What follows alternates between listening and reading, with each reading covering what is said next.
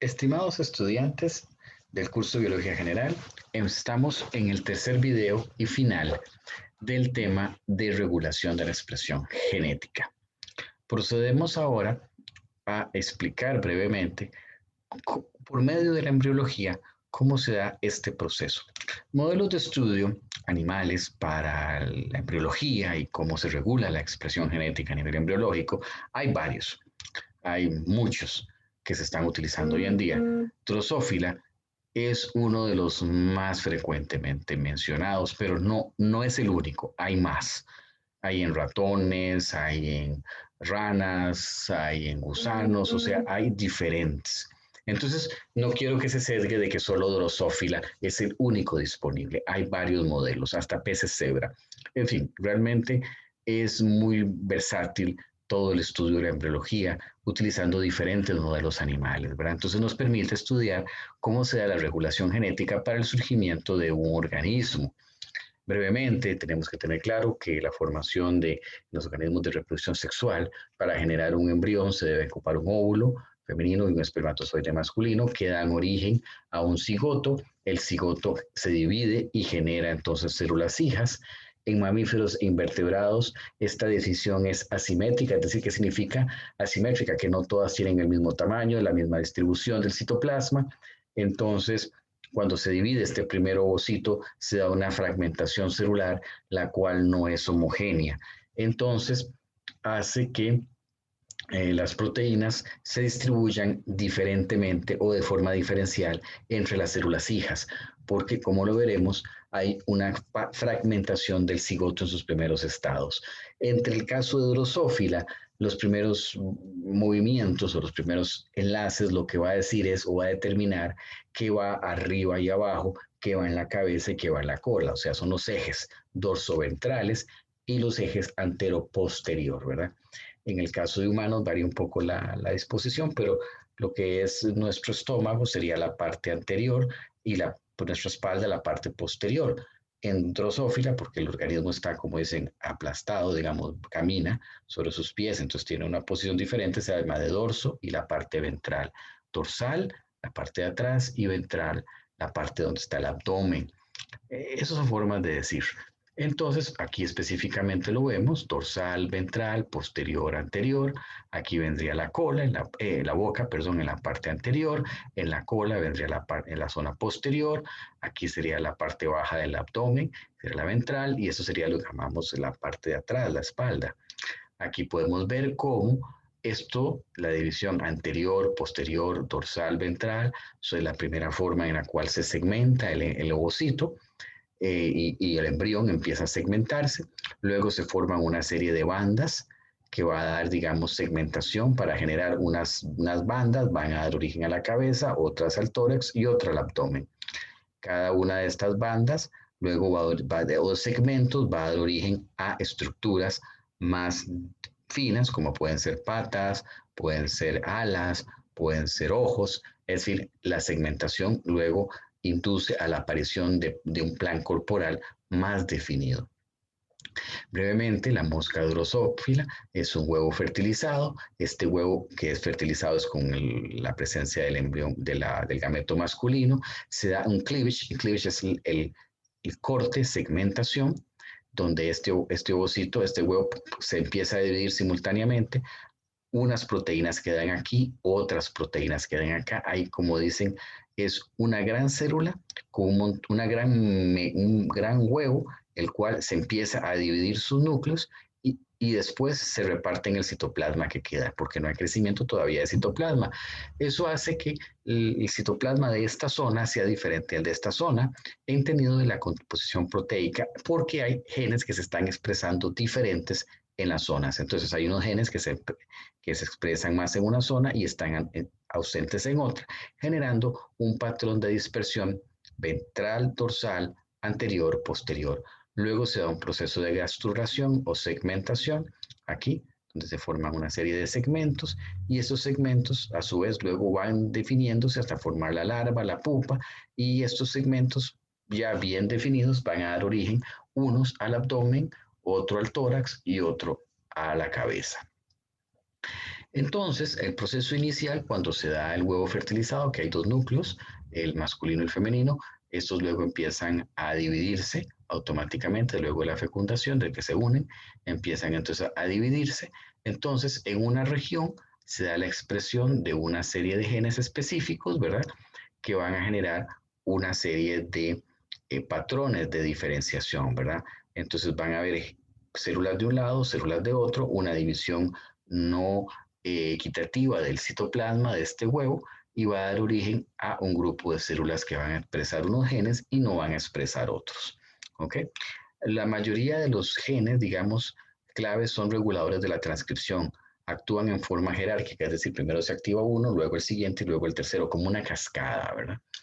Entonces tenemos una secuencia de los primeros genes son de origen materno, es decir, cuando el ovocito recibe el gameto masculino, lo primero que está funcional son una serie de genes conocidos maternos, es decir, hay una dominancia porque el gameto masculino solo aporta ADN y todo el citoplasma, todo el huevo, digamos, es materno. Entonces la dominancia en estos primeros días es materna, es decir, las proteínas que están funcionando reguladoras son maternas. Luego viene un segundo grupo de genes que se llaman GAPs, que lo que hacen es que subdividen el embrión, empiezan a decir aquí va a venir la cola, la cola, arriba, abajo, ¿verdad? Y luego vienen unos series de genes de segmentación que dan la polaridad y entonces empiezan a definir qué partes van a ver en el embrión, o sea, dónde va a estar el abdomen, dónde va a estar la cola específicamente. Luego vienen otros grupos de genes llamados genes de polaridad que indican o que van a definir mejor qué estructura fina va a salir de cada segmento. Y al final vienen unos genes llamados genes Hox o genes homeóticos que controlan la cantidad y no la cantidad, pero sí el tamaño específicamente, moldeando específicamente la región corporal, es decir, definiendo cuántos detalles va a tener el ala, si son dos alas, un ala, las fibras del ala, el tamaño del ala, o sea, ya detalles tan finos. Para el caso de humanos, los genes Hox, por ejemplo, determinan, por ejemplo, cuántos dedos vamos a tener, los últimos detalles, ¿verdad? Porque primero nuevamente tenemos que decir dónde va la cabeza, dónde van a ir las piernas, dónde va a ir el abdomen y después viene todo lo demás. O sea, es un evento en cascada. Entonces, como pueden observar, el ovocito, ¿verdad? Que se encuentra aquí, ¿verdad? Es el que inicia el proceso cuando es fecundado. Y se generan, digamos, esto que muestran aquí es la expresión diferenciada de proteínas en el ovo, en ese digamos, eh, huevo primario de drosófila. Entonces tenemos aquí, por ejemplo, un gen caudal y un gen bicoid, se expresan en extremos opuestos. En un extremo vamos a encontrar el gen bicoid en azul, que es lo que llamaríamos la cola, y el gen caudal, por ejemplo, lo vamos a encontrar, ¿verdad? En otra zona, ¿verdad? Que es un gen, digamos, en esta región, ¿verdad? O sea, observen aquí, genes caudales y genes bicoid, ¿verdad? Luego vamos a tener genes de segmentación, los cuales empiezan a segmentar el genoma, ¿verdad? Hasta tener, digámosle así, una serie de bandas diferenciadas donde entonces un gen domina o ciertos genes dominan en una región y otros genes en otra región. Es decir, aquí hay ausencia, presencia. Entonces, este gen está funcionando aquí, pero no está funcionando en el otro extremo. Es decir, empiezan a darse gradientes de concentración de proteínas, producto de la expresión diferenciada de genes durante el proceso del desarrollo embrionario, patrones de segmentación.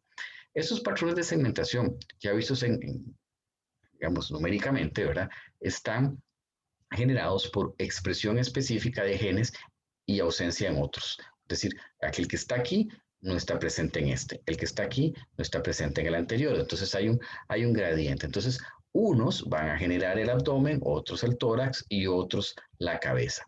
¿Me explico? Entonces se van dando errores, se van dando de manera consensuada. Si existe, por ejemplo, una duplicación de este segmento, por ejemplo, que se inhibe o se duplica la expresión de gen o se exacerba la expresión del gen o existe un mutante que induce un proceso anormal aquí, como la proliferación en exceso de uno de esos segmentos, puede inducir la generación de mutantes con mayor número de alas, por ejemplo, una mutación con 4 alas. Estos segmentos, ¿verdad?, hacen específicamente que el organismo pierda su plan corporal, ¿verdad? Entonces son mutaciones. Ahora bien, como pueden observar, ¿verdad?, todo lo que es la parte, digamos, de formación de una mosca, observen cómo tiene específicamente grupos de genes actuando en diferentes zonas para así formar ya la parte como para delimitar qué es lo que va a ir en cada región del plan corporal de Drosophila. Y estos genes se activan en forma de secuencial, en cascada, de tal manera para que sea un desarrollo ordenado del organismo. Entonces, por final, tenemos los genes homeóticos, determinan la diferenciación propia de cada segmento, le dan el último retoque. Muchas mutaciones en genes homeóticos provocan, por ejemplo, que se dé alteraciones, por ejemplo, en el número de dedos que tenemos o el número de alas, tal vez, o en una situación particular. Usualmente los genes homeóticos, no todos los genes homeóticos provocan daños que son incompatibles con la vida. Pueden generar alteraciones que son compatibles con la vida, pero son mutaciones y pueden tener y tienen efectos fisiológicos en los organismos, ¿verdad? Los genes homeóticos, por ejemplo, un rasgo común es que presentan una secuencia de aminoácidos altamente conservada de 60 aminoácidos llamado homeodominio, requerido para la unión y reconocimiento de proteínas reguladoras del ADN. Su accionar desencadena una serie de decisiones en el desarrollo embrionario. Aquí tenemos un homeodominio de 60 aminoácidos, son proteínas hélice, girohélice de unión al ADN, las cuales modulan específicamente características finales. Vean, por ejemplo, aquí los genes PAX, por ejemplo, que son involucrados en la formación de un ojo humano. Entonces, un gen PAX alterado hace que el ojo se desarrolle sin un iris. Entonces, observen que tiene ojo, pero no es un ojo funcional. Entonces, los genes homeóticos ayudan a definir los puntos finales operativos de cada estructura que nosotros tenemos.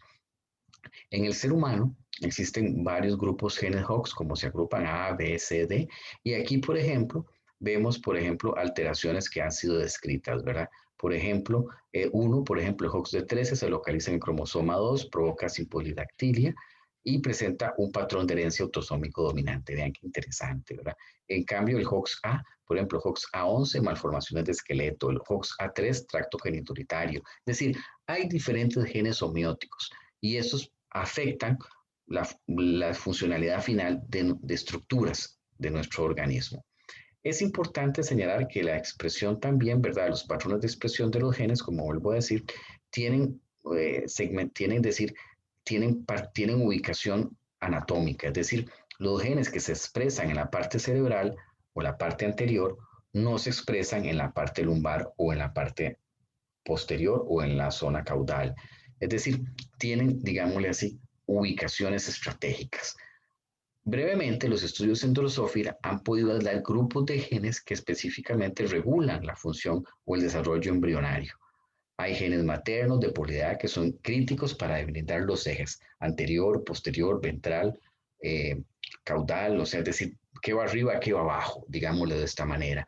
Y luego tenemos genes de segmentación que van a definir los detalles. Ok, ¿es una cabeza la que tenemos o son dos cabezas? ¿Es un tórax? ¿Qué tamaño tiene? ¿El abdomen? ¿Qué posición va a tener y qué tamaño? Y una vez definidos los segmentos, se dan una serie de genes homeóticos que determinan el patrón específico de diferenciación de cada uno de los segmentos para determinar si va un ala, dos alas, cómo es el tamaño del ala, la funcionalidad del ojo. Ya está definido que ahí va un ojo, pero ¿cómo funciona ese ojo? Ahí van los genes homeóticos. Todos los genes homeóticos actúan en complejas cascadas donde se entrelazan unos contra otros. Es realmente una regulación bastante interesante. O sea, hay estudios muy fuertes de los genes homeóticos. La alteración de uno tiene efectos sobre otros. Entonces, la apariencia de un mutante en genes homeóticos no solamente se ve reflejada en el gen mutante únicamente afectado, sino en la interrelación de este con los demás genes homeóticos y sobre los que estos tienen interacciones. Entonces, es importante ver esto de una manera muy macro, es decir, ver muchas cosas. La embriología como tal, solamente en medicina se ve la embriología, hay un curso específico de embriología y ahí se puede avanzar más sobre esta temática. Ahora, una pregunta que a mí siempre me hacían los estudiantes de medicina cuando yo les daba embriología es, bueno, hay un gen de drosófila, hay un gen de una mosca, hay un gen de un pez y un gen de un ratón que tiene que ver con humanos por un efecto antropocéntrico. Bueno, lo que quiero decirles es que hay alta regulación de los genes embrionarios y sobre todo los homeóticos están altamente conservados en la evolución. Ahora, en una mosca, el gen homeótico por sus interrelaciones da origen a un tipo de ojo. En el caso de humanos da a otro tipo de ojo. ¿Por qué? Porque interacciona con otro grupo de proteínas para definir la funcionalidad, ¿verdad? Por ejemplo, un gen HOXT4 en ratón y un gen HOXP6 en moscas producen transformaciones similares o cambios similares. Entonces, ¿qué quiere decir esto? Que se hayan altamente conservados en la evolución. Aquí podemos ver cómo los genes HOX, ¿verdad? Se traslapan en acciones, ¿verdad? Y así van provocando la diferenciación de las zonas nerviosas. Por ejemplo, esta es la parte, digamos, craneal, esta es la zona de la médula espinal, los nervios que van saliendo de ellos, y vean cómo la expresión de los HOX van alternándose, donde vean que el HOX, por ejemplo, el B4 no actúa en la parte frontal. Por ejemplo, HOX A1, HOX A2 llegan casi hasta la parte frontal. Entonces ven cómo específicamente ellos eh, se entrelazan para formar una serie de nervios que le vamos a llamar pares craneales. Ustedes cuando vean embriología, en el sistema nervioso más adelante, van a ver pares craneales y van a saber que los genes HOX tienen alta relación con la generación de los llamados pares craneales. En fin, podemos concluir que el desarrollo embrionario y la consecuente formación de un ser adulto funcional integralmente es producto de una fina y delicada cascada de eventos. Estos eventos involucran la regulación de la expresión con una precisión en un gran grupo de genes que se activan y desactivan de forma regulada. Cualquier error en este proceso puede alterar la funcionalidad de tejidos y órganos. Están altamente regulados en la evolución y están presentes tanto en plantas como animales estos grupos de genes. Entonces, lo que quiero dar con toda esta charla y cerrar con ella es que la regulación de la expresión genética alcanza tal vez uno de los patrones más bellos de estudio en la embriología. Bueno, hasta aquí la charla. Muchísimas gracias.